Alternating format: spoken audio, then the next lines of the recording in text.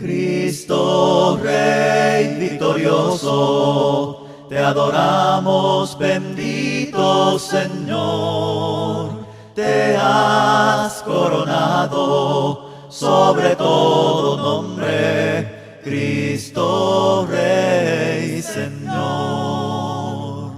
Cristo Rey. Muy buenas tardes a todos ustedes. Nuevamente les saluda Uriel de la Rosa.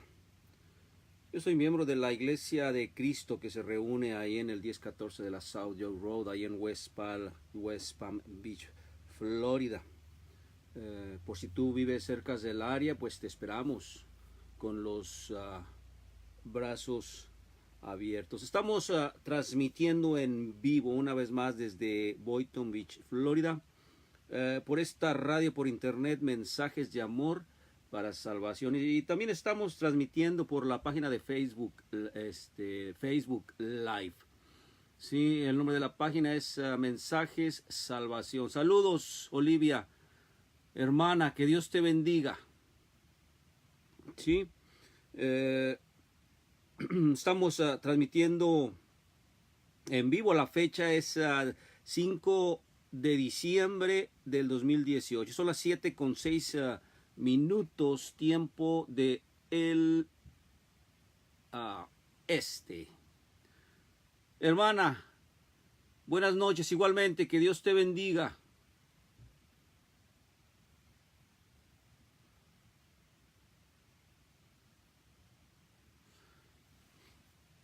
El programa que estamos transmitiendo semana a semana se titula ¿Quién es Jesús? No es más que una lectura detallada del Evangelio según San Lucas. Y esto con el objetivo de conocer y responder adecuadamente a esta pregunta de quién es Jesús.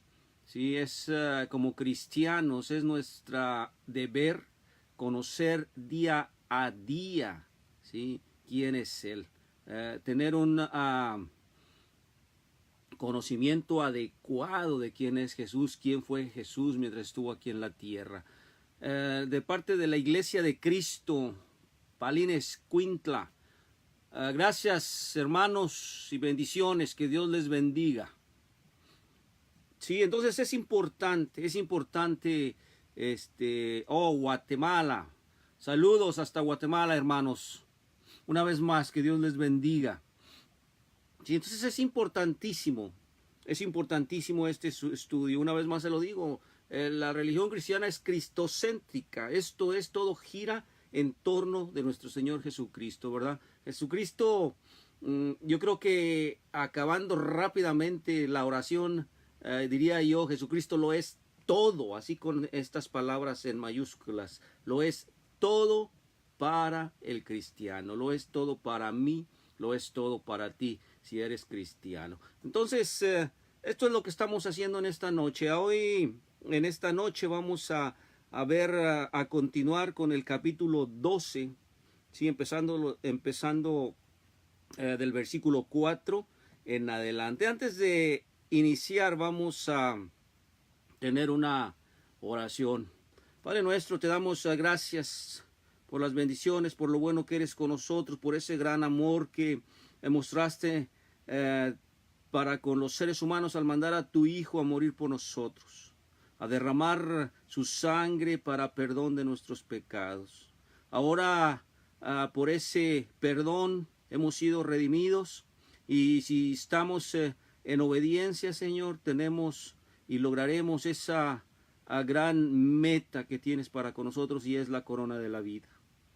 En estos momentos estamos por tener un estudio más de tu palabra. Ilumínanos, que lo que aprendamos en esta noche lo podamos aplicar en nuestras vidas. En el nombre de Cristo Jesús, amén. Bueno, ahora sí vamos a continuar. Voy a pedir que abran sus Biblias ahí en el Lucas capítulo 12, versículos del 4 en adelante. Ayer vimos, vamos a ver un poquito de lo que vimos ayer para ponernos bajo el contexto, ¿verdad? En contexto, ¿sí? Ayer iniciamos el capítulo 12, versículos 1 al 3.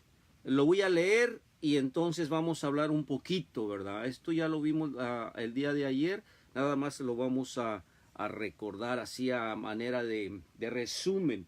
El título que lleva este capítulo, este pequeño relato, estos 3 versículos, se titula La levadura de los fariseos, así lo tienes en tu Biblia. Si tú tienes la Biblia, la versión Reina Valera 60, esto lo vas a encontrar ahí.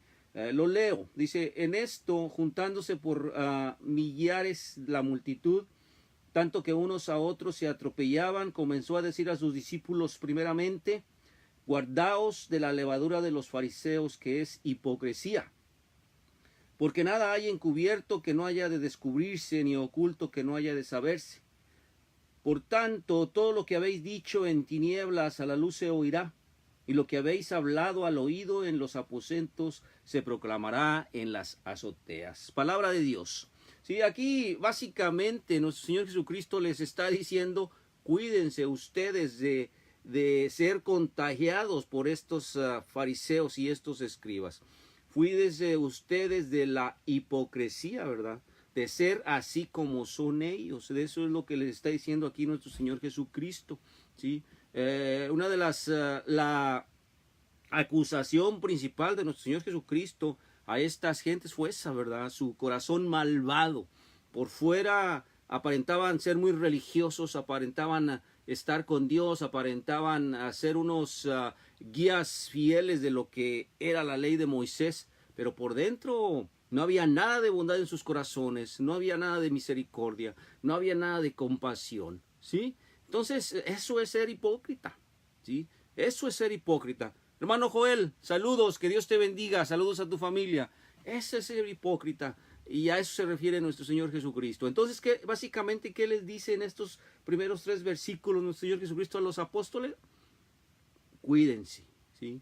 Es muy importante que estemos alertas, espiritualmente alertas, ¿verdad? Y no caigamos en estos graves errores bajo los cuales estaban viviendo los fariseos y los escribas, ¿verdad? Entonces dice, cuídense, cuídense. ¿Por qué? Bueno, porque la verdad va a salir a relucir, y si ustedes no cuidan, si ustedes no hablan la verdad, pues a ustedes no les va a ir bien. También les dice todo esto que están ustedes oyendo, si todas estas verdades ustedes las van a decir posteriormente, ¿verdad? Van a hablar de esta verdad posteriormente a toda la gente, ¿sí? Eso entendemos cuando dice lo que habéis hablado al oído en los aposentos se proclamará en las azoteas. Y entonces aquí continúa nuestro Señor Jesucristo, vamos a llamarlo de esta manera, amonestando a sus apóstoles. Hermano Mario José, saludos. Gracias, que Dios te bendiga. ¿Sí? ¿A quién se debe de temer? Es la siguiente amonestación. Y también esta amonestación es muy profunda, y esta amonestación también aplica para nosotros. Pues de hecho la primera amonestación de que se cuiden de la levadura de los fariseos también es para nosotros. Hay que tener mucho cuidado con esto, ¿verdad? Con la hipocresía. Esto es, hay que tener mucho cuidado de predicar o de hacer lo que predicamos.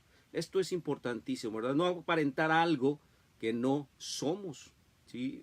Jesucristo condenaba fuertemente este tipo de actitud. Entonces vamos a continuar leyendo ahí del 4 al 7, hermanos.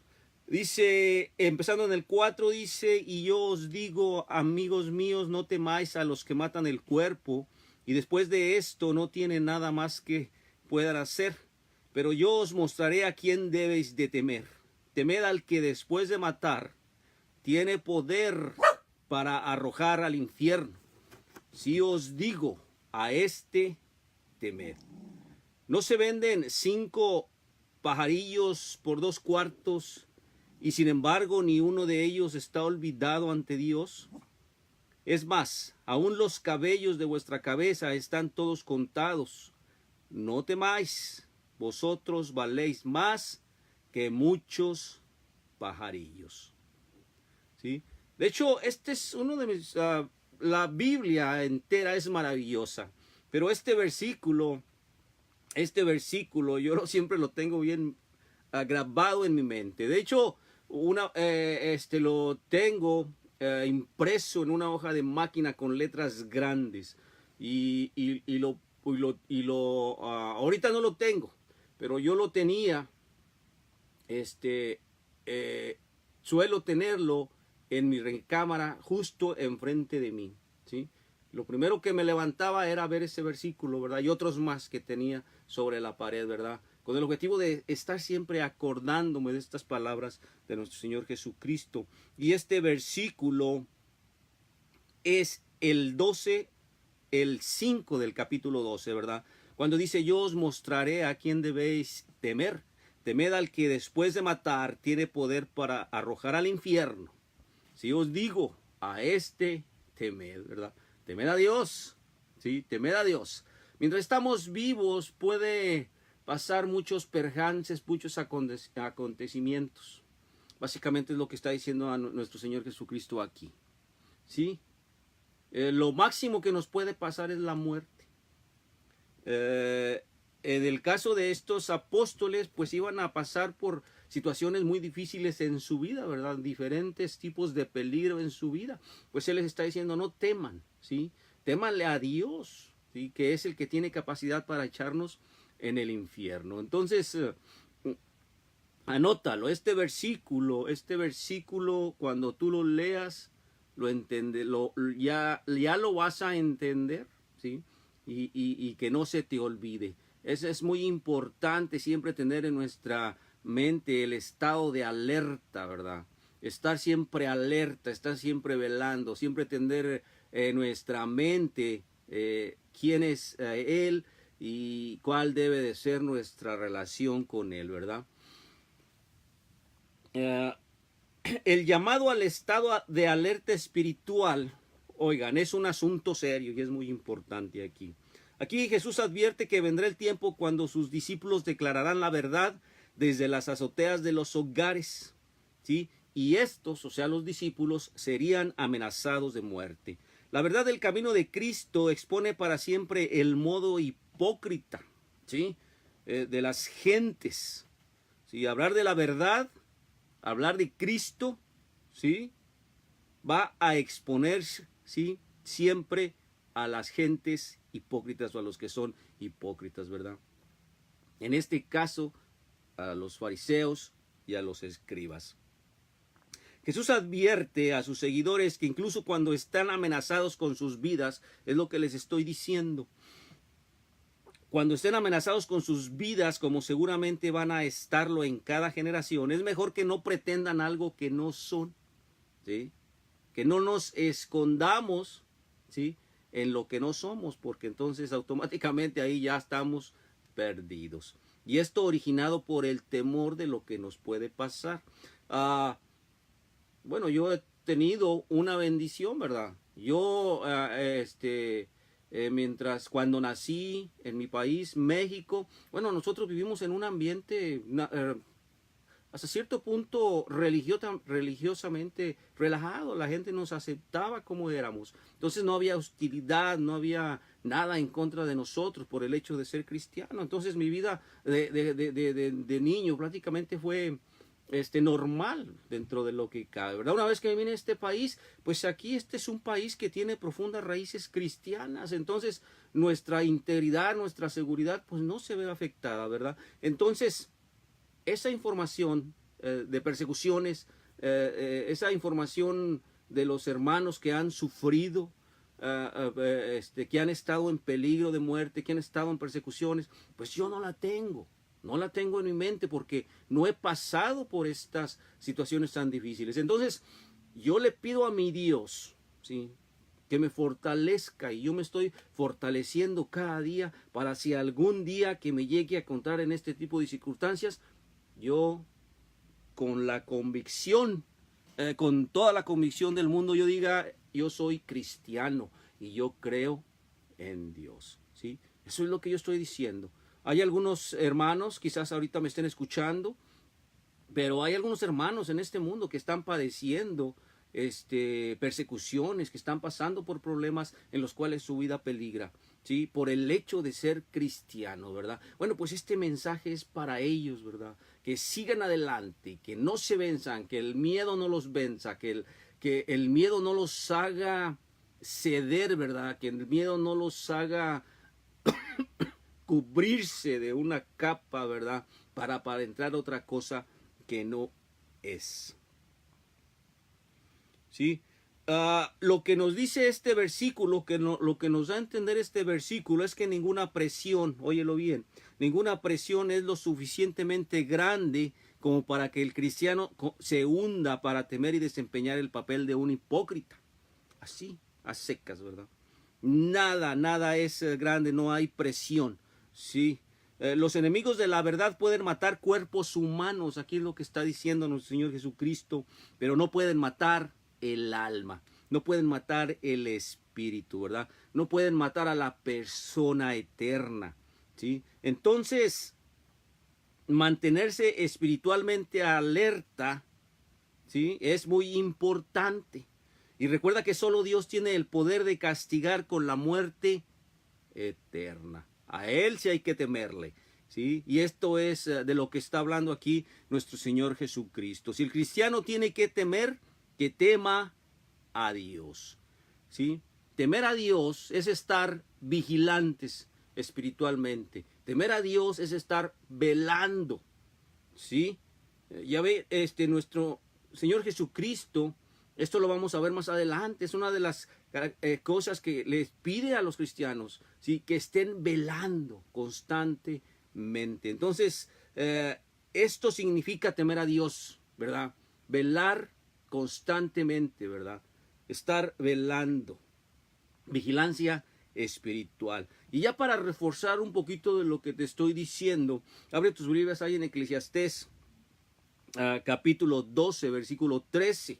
Y este versículo dice de la siguiente manera: el fin de todo el discurso oído es este: teme a Dios y guarda sus mandamientos, porque esto es el todo del hombre. Si te fijas cómo este versículo está en completa armonía con lo dicho aquí en Lucas 12, capítulo 5, ¿sí? Teme a Dios y guarda sus mandamientos. Este es el todo del hombre. Entonces es importantísimo que siempre estemos recordándolo. Es importantísimo la vigilancia espiritual, estar alertas siempre espiritualmente hablando, ¿sí? ¿Qué dice ya para terminar el capítulo, o ahí mismo en Eclesiastés 12, versículo 14? Porque Dios traerá toda obra a juicio, juntamente con toda cosa encubierta, ya sea buena o ya sea mala. Una vez más, ¿verdad? En completa armonía con lo que está diciendo nuestro Señor Jesucristo aquí. Aquí es importante notar algo. Se los voy a explicar. Ahí en el 5 dice la última parte, ¿verdad? Dice: temed a aquel que después de haber quitado la vida tiene poder de echar en el infierno, ¿sí? Esta palabra, es muy importante notarlo aquí. Esta palabra viene de una palabra griega, ¿verdad? Que se pronuncia Genan. Se traduce, y aquí se traduce como infierno. Pero déjame te digo de dónde se origina esta palabra. Esta palabra en realidad es el nombre de un valle del sur de la ciudad de Jerusalén, ¿sí? Este valle se llama el Valle de Hinnom. En este valle los antiguos judíos practicaban la adoración de Moloch, que involucraba el sacrificio humano.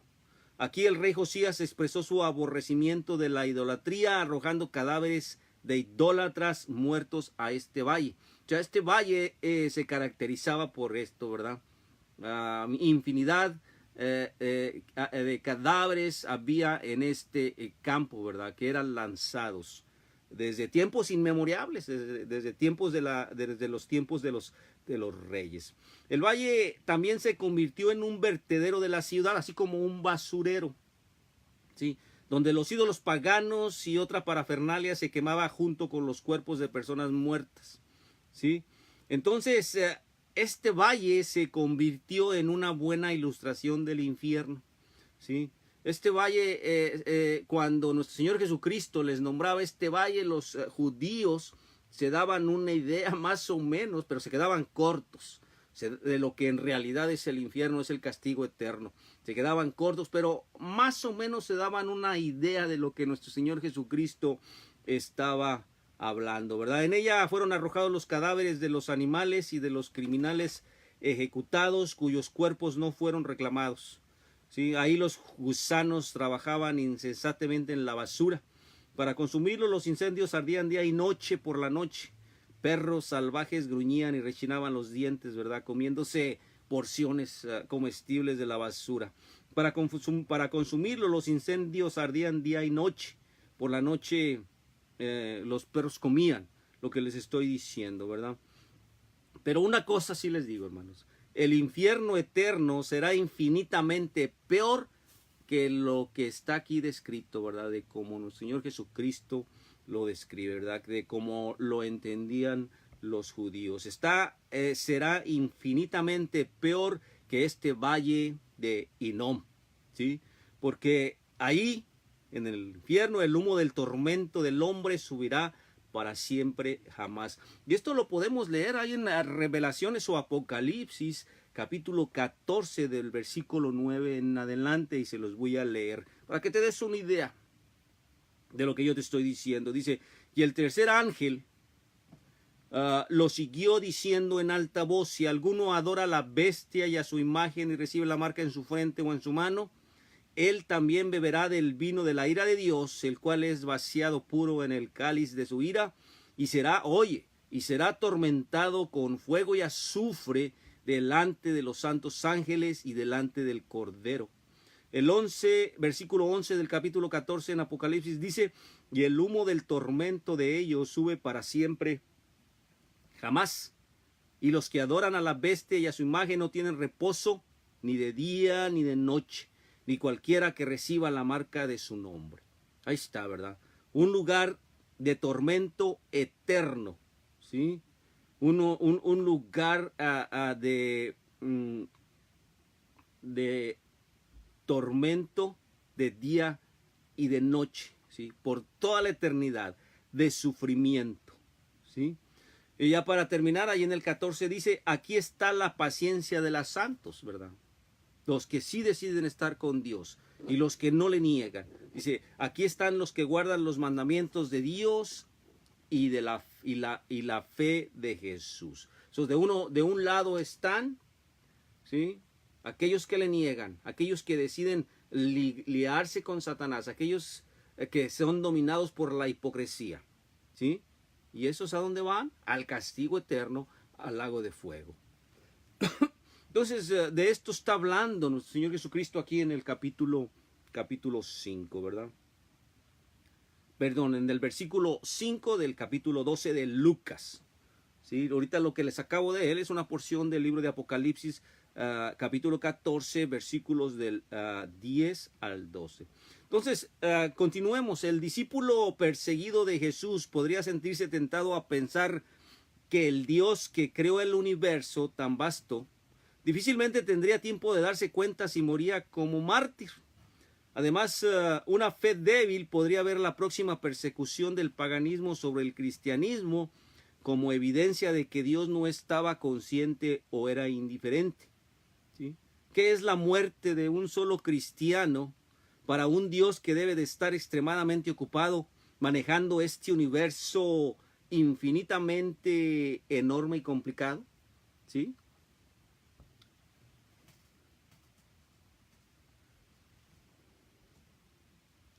Los cristianos eran un grupo religioso minoritario absorbido por un vasto y poderoso imperio romano, donde la principal preocupación era la política. La tentación de que los cristianos vieran el imperio romano como invencible era fuerte. Algunos podrían anticipar la destrucción de la iglesia, sí, pero aquí hay algo muy importante, ¿verdad? El Padre Celestial, ¿sí? Nuestro Padre Celestial conoce de su peligro. Y nuestro Padre Celestial está al tanto. Los creyentes deben confiar sus almas a su cuidado. Y precisamente esto es lo que está hablando nuestro Señor Jesucristo aquí en el versículo 6 y en el 7, ¿verdad? Cuando dice, no se venden 5 pajarillos por 2 cuartos, con todo ni uno de ellos está olvidado delante de Dios. Dice, pues aún los cabellos de vuestra cabeza están contados, no temáis, pues más valéis vosotros que muchos pajarillos. En otras palabras, puedes sentirte desprotegido, puedes sentirte que las fuerzas del mal están ganando la batalla, ¿sí? Puedes sentirte que la corriente del mal te está arrastrando, ¿sí? Puedes decir, Dios no se va a fijar en mí, ¿verdad? Este Dios tan infinito, tan poderoso, tan glorioso, ¿verdad? Tan vasto, ¿verdad? No se va a fijar en alguien ínfimo como yo, ¿verdad? Alguien tan pequeño como yo, ¿verdad? Y también eso puede originar que tú desistas de tu fe. Entonces aquí nuestro Señor Jesucristo está motivando a los apóstoles, pero también nos está motivando a nosotros. Básicamente, ¿qué está diciendo aquí? Dios está al pendiente de cada uno de sus hijos, ¿sí? Está al pendiente de Uriel de la Rosa, que es mi nombre, tu servidor. Está al pendiente tuyo, está al pendiente de alguien más que tú conozcas, pero de manera individual, ¿sí? Básicamente está diciendo, si Él tiene los cabellos de nuestra cabeza contados, contimás tú, ¿sí? Como persona, como ser humano, ¿verdad? No va a estar al pendiente de ti. Entonces, son palabras para no desmotivarnos, ¿verdad? Son palabras para que no nos desalentemos, para que no nos retiremos o nos hagamos a un lado o demos la vuelta y nos regresemos a donde estábamos, ¿verdad? Siempre son palabras para que siempre estemos con la mirada como cristianos al frente, ¿verdad? No importa lo que venga, no importa lo que se nos presente, ¿verdad? Tengan la seguridad de que Dios siempre está al pendiente de nosotros, ¿verdad? Y esto exactamente es lo que pasó en los tiempos de los discípulos, ¿verdad? Nuestro Dios estuvo con ellos todo el tiempo, ¿verdad? El Espíritu Santo les dijo que era lo que habían de decir, que era lo que habían de hablar, ¿sí?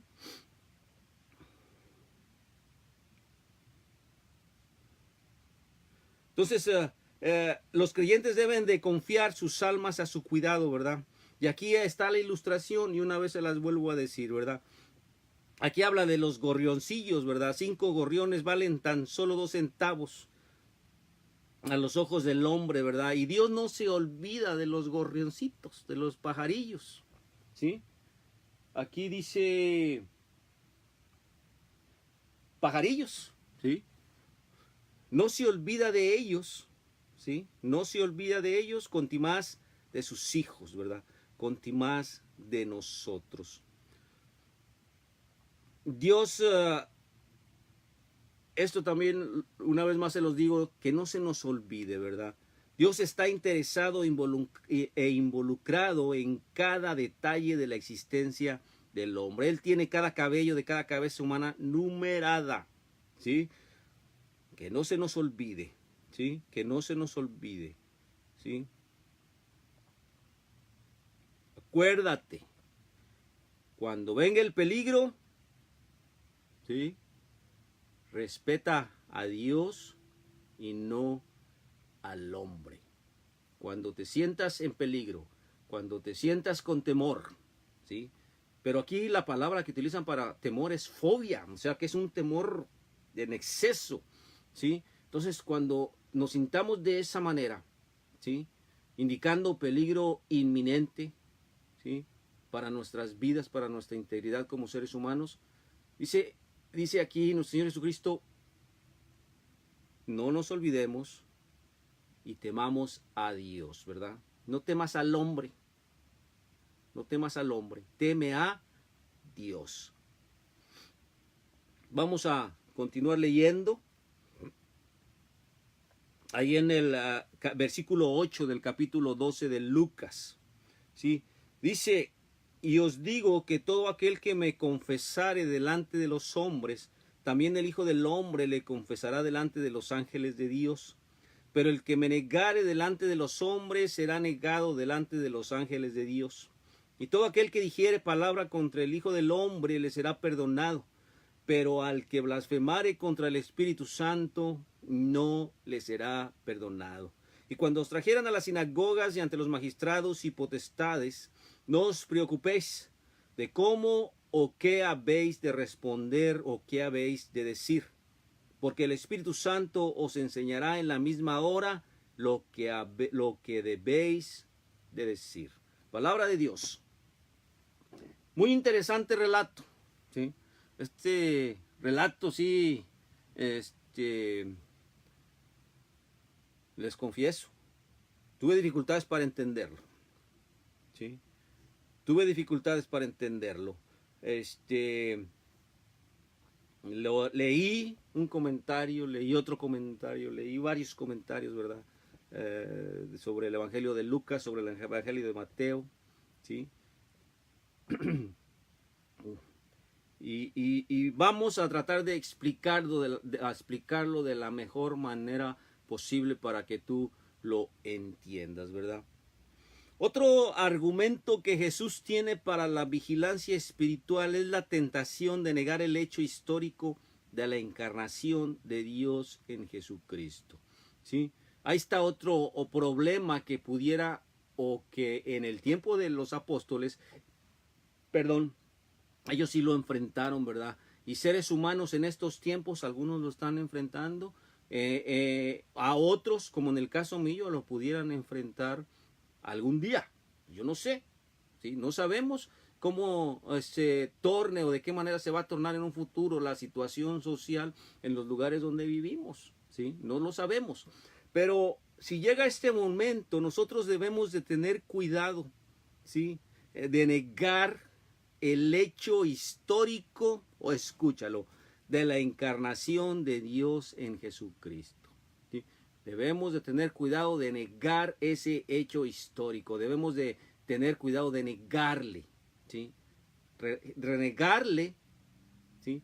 Negarle, simple y sencillamente es negar de nuestra fe. Y una vez que negamos de nuestra fe, estamos completamente perdidos. Ya no hay nada que hacer, ¿sí? Entonces, esta es otra advertencia que les hace nuestro Señor Jesucristo a los apóstoles aquí, ¿verdad? Cualquiera que reconozca a Jesús como el Dios encarnado ante los hombres, el Hijo del Hombre lo reconocerá en la presencia de Dios. Aquí la palabra que utiliza para reconocimiento, ¿sí? Significa literalmente decir lo mismo, ¿sí? Entonces, significa esto: todos los que dicen lo mismo de que Dios y Jesús dicen acerca de Jesús, harán que Jesús diga lo mismo que el Padre y el Hijo dicen acerca de los creyentes. Decir lo mismo que Dios dice acerca de Jesús es decir que Él es el Mesías, que Él es el Hijo de Dios, que Él es Dios en la carne y Él es el Señor de todos. Decir que Jesús no es Dios en la carne es ser el anticristo, ¿sí? ¿Quiénes?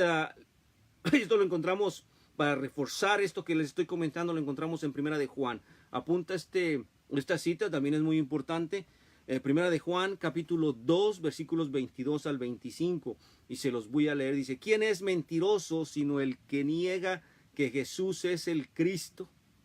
Ese es anticristo, que niega al Padre y al Hijo. Todo aquel que niega al Hijo tampoco tiene al Padre, y el que confiesa al Hijo tiene también al Padre. Lo que habéis oído desde el principio permanezca pues en vosotros. Si lo que oíste desde el principio permanece en vosotros, también vosotros permaneceréis en el Hijo del Hombre. Y esta es la promesa que Él nos hizo, la vida eterna. ¿Sí?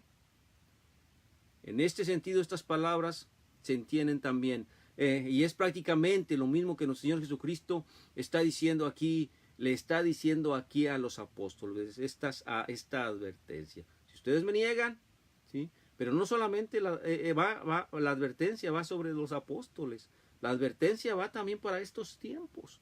Si tú le niegas y yo le niego, Él nos va a negar. Así de simple y así de sencillo, ¿verdad? En otra porción de la palabra de Dios dice, si no estás conmigo, estás contra mí, ¿sí? Aquí no hay neutralidades, ¿verdad? Desde el punto de vista humano, la neutralidad a veces pudiera ayudar, ¿verdad? Para mantenerte alejado de ciertos problemas que se pudieran presentar, ¿sí? Por ejemplo, la neutralidad en la política, la neutralidad en discusiones, en tu trabajo, ¿verdad? Mantenerte alejado, sin comentar, neutro, ¿verdad?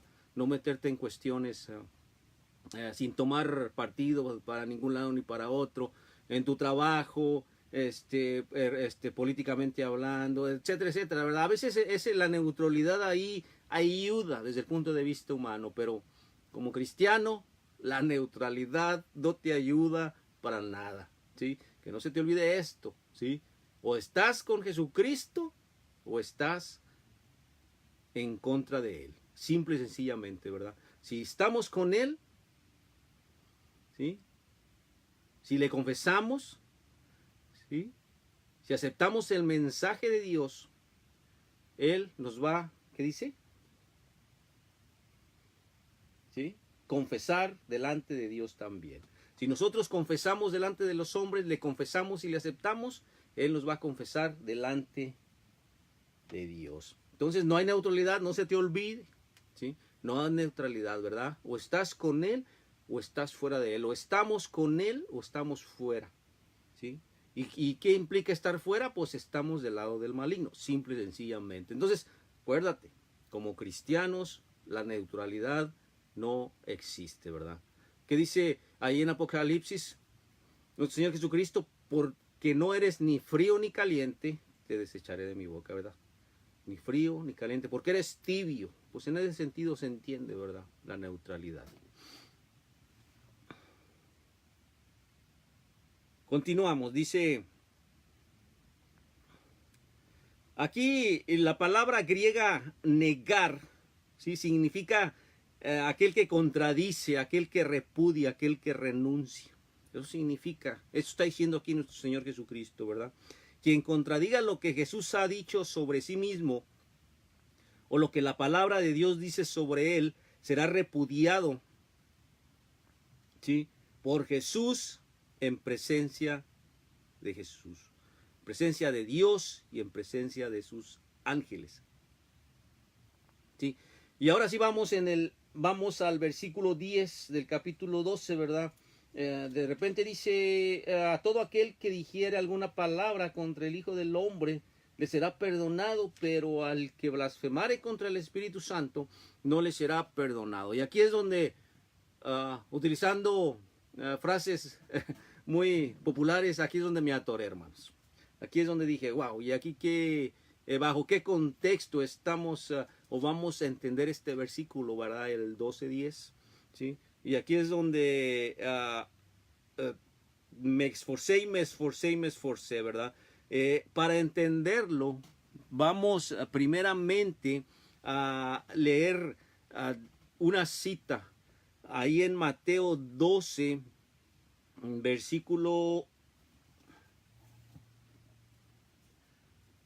Mateo capítulo 12, versículos 22 al 32. Mateo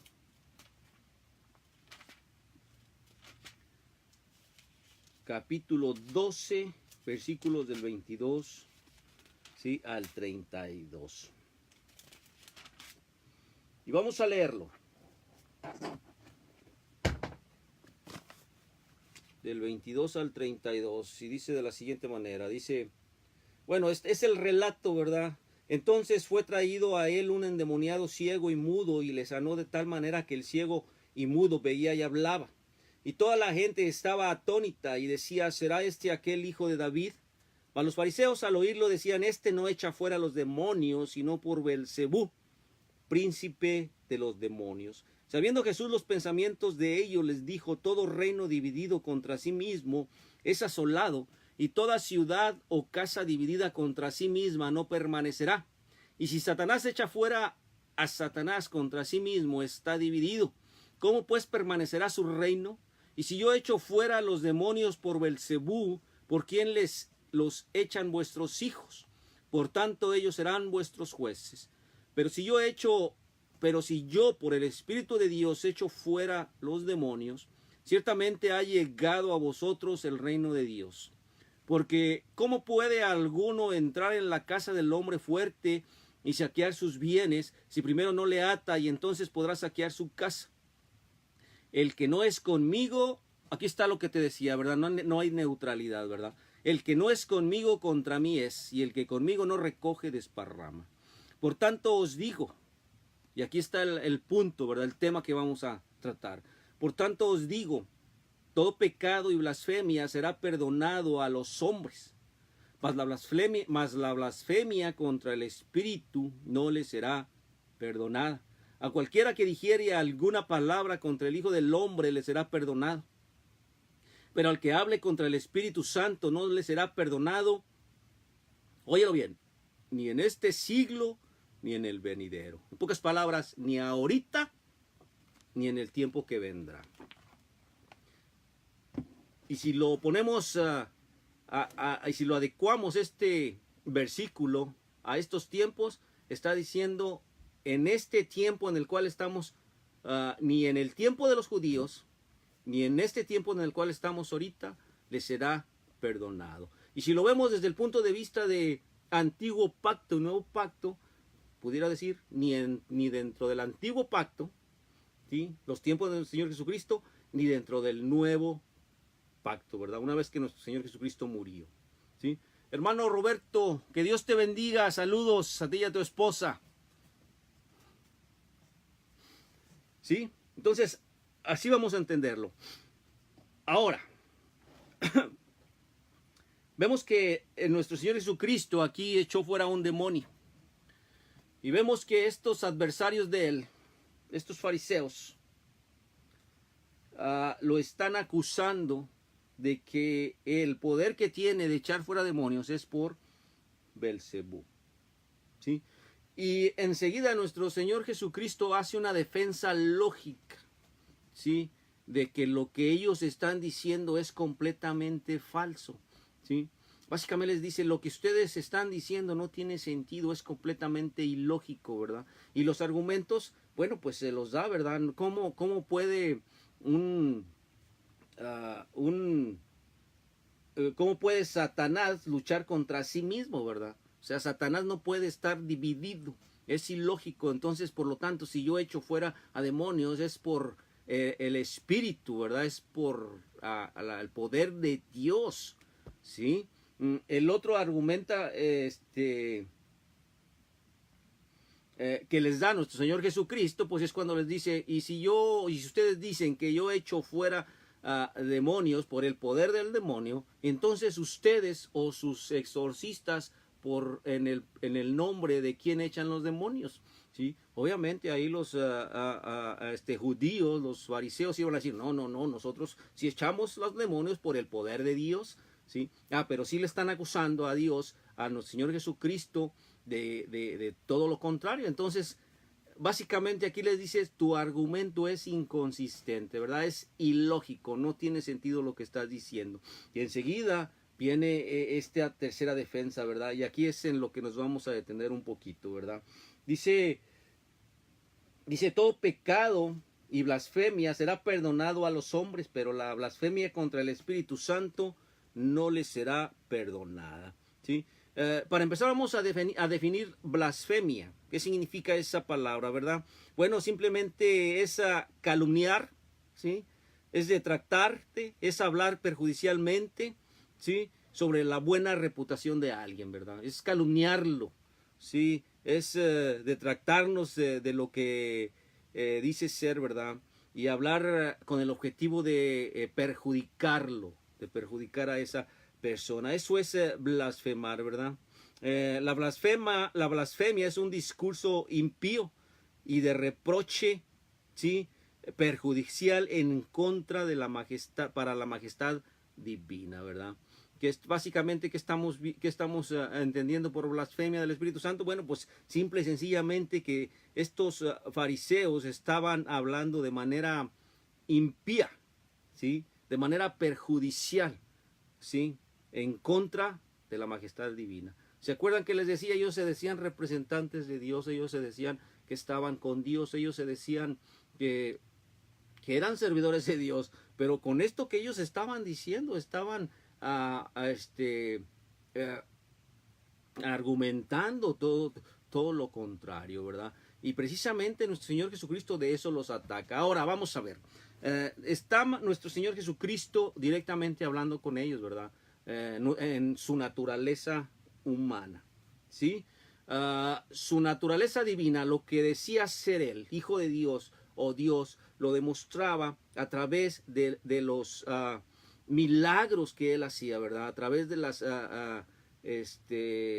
cuando limpiaba o curaba a los endemoniados, cuando sanaba, cuando levantaba de los muertos. Entonces todos estos milagros demostraban que Él era lo que decía ser, ¿verdad? Si Él decía que era Hijo de Dios, que Él era Dios, por lo tanto, entonces estos milagros avalaban lo que Él era. Y aquí, ¿qué es lo que estamos viendo? Que estos hombres, de manera, a pesar de tener toda la evidencia, ¿sí?, ¿sí?, a pesar de haber visto toda la evidencia, ¿sí?, en pleno uso de sus facultades mentales, en pleno uso de razón, ¿sí?, estas personas se atrevieron a decir todo lo contrario, ¿sí? Se atrevieron a decir que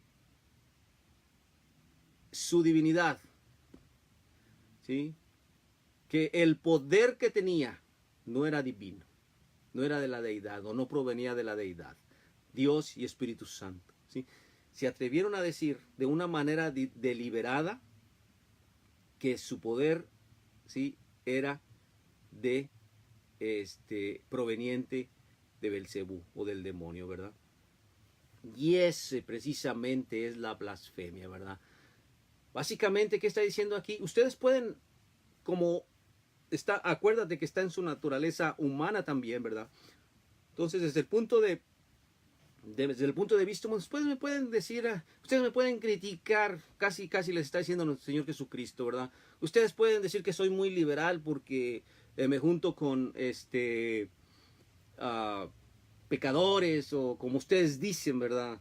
O porque me junto con publicanos, me meto a sus casas, o porque soy de allá de la región de Galilea, me pueden tachar de ignorante. Lo llegaron a llamar de samaritano, ¿verdad? El término samaritano era un término despectivo, ¿verdad? Para las personas cuando estas gentes del pueblo de Judea los llamaban samaritanos. Entonces ustedes me pueden llamar, y esto quizás les sea perdonado, ¿sí?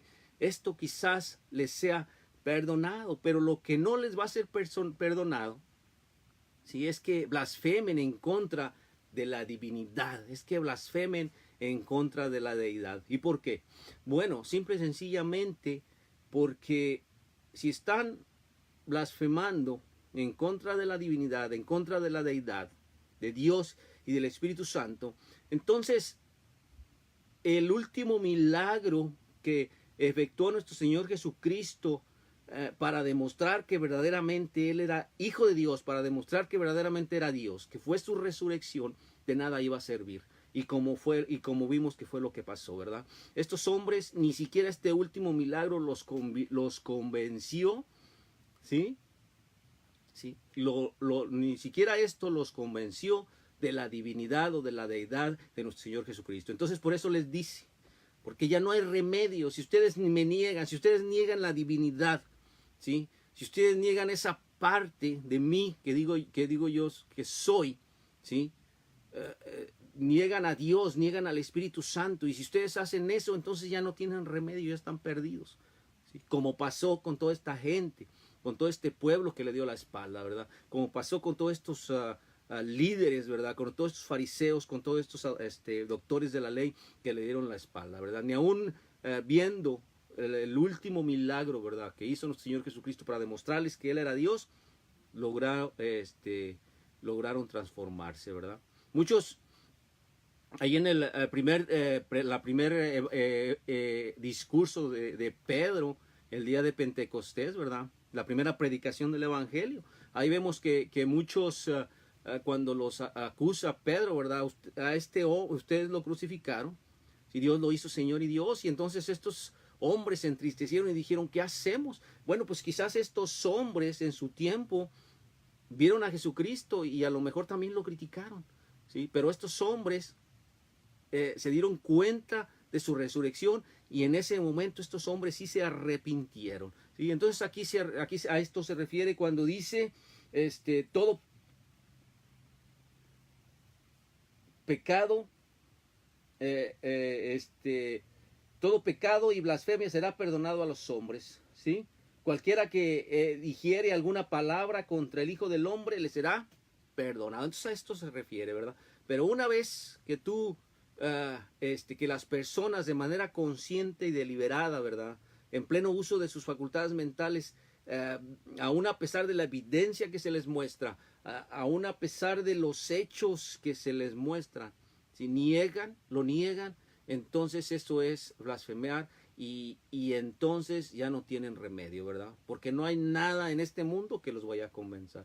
Están completamente perdidos. Entonces, por eso, en este sentido, entendemos que esta blasfemia contra el Espíritu Santo no les será perdonada.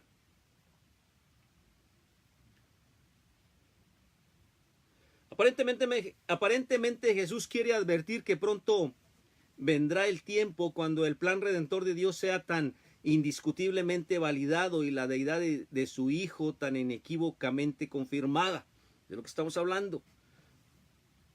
Que rechazarlo deliberadamente, sería cometer el pecado imperdonable.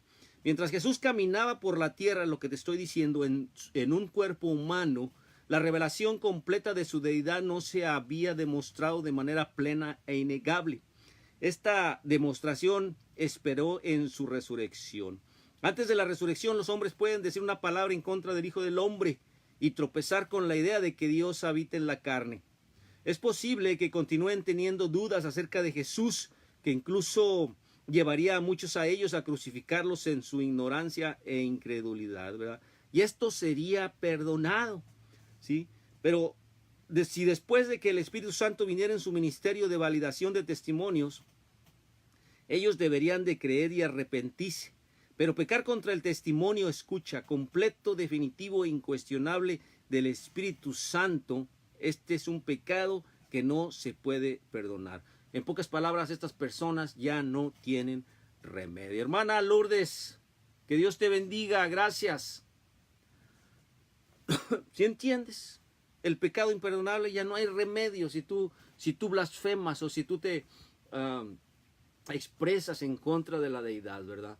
Ya no hay remedio, porque pues ¿qué más se puede hacer por la persona que se muestra en contra de la deidad, en contra del Espíritu Santo? Pues ya no se puede hacer nada. Por eso es imperdonable. Aquí aparentemente los fariseos estaban involucrando en una malicia calculada cuando acusaban a Jesús de expulsar a los demonios por el poder del diablo. Decir que algo que es indiscutiblemente bueno y justo es malo es blasfemar contra el espíritu de la verdad. Esto es lo que les estaba comentando. El rechazo perverso, imprudente y malicioso de la verdad hace que la naturaleza intelectual y moral de una persona sea totalmente incapaz de tratar honestamente con cualquier verdad. ¿Sí? Los hombres pueden rechazar la verdad de manera intencional y deliberada y elegir creer una mentira. ¿Sí? Los hombres pueden optar por rechazar la sangre de Cristo en favor de otra esperanza, pero la Biblia dice que esto hace que sea imposible que se arrepientan, ¿verdad? Es imposible, ¿verdad?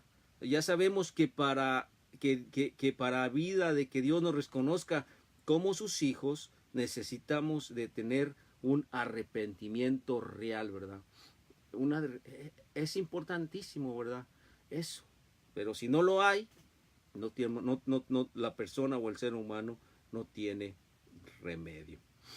Bien, me faltó explicar un poquito un poquito más. Esto lo vamos a ver la próxima semana con el a favor de Dios. Entonces esperemos que este versículo haya quedado claro. Si tú tenías algunas dudas o si las sigues teniendo, pues sigue estudiando más al respecto. Pregúntale a hermanos, a tu predicador, a la iglesia a la que vas, que te aclare más bien, ¿verdad? Este versículo, ¿verdad? ¿Cuál es el pecado imperdonable, ¿verdad? O qué entendemos por mentir o por blasfemar en contra del Espíritu Santo? Que el Señor les bendiga. Una vez más, muchas gracias por haberte tomado tu tiempo, por estar aquí conmigo aprendiendo más de la palabra de Dios. Nos vemos la próxima semana, martes a las 6 de la tarde, tiempo del centro, 7 de la noche, tiempo del este. Que el Señor les bendiga. Bendito Señor, te has coronado sobre todo nombre, Cristo Rey.